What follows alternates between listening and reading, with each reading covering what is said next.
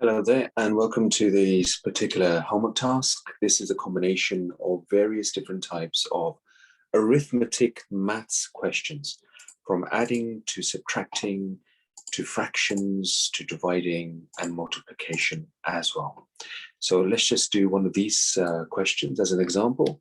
So the question is 106 take away 40.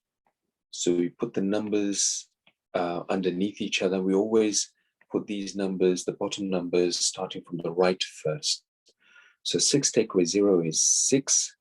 Now we can't take away 4 from 0 because the top number always has to be bigger.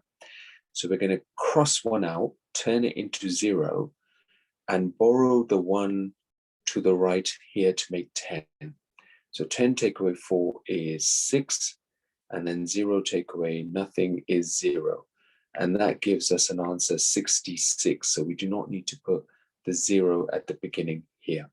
That's how you do these questions. Okay, let's try another one.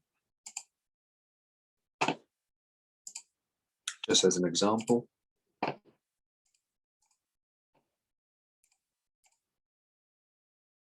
Okay, so let's try this one here. So 256.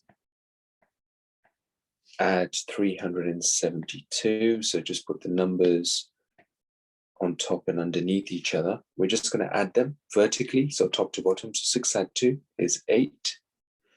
Now 7 add 5, so 7, 8, 9, 10, 11, 12.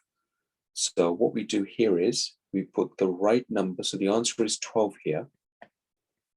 We put the right number in the box, and the left number is carried forward. And just write it down any way you like. So now we go to 3 add 2, which is 5. And now we add this particular number on the side, and that would be 6. So our answer here is 628 when we're adding these numbers. Okay, good luck with the rest of the questions. And in our next class, we shall go through these questions one by one, and we'll show you exactly what we need to do. Okay, thank you.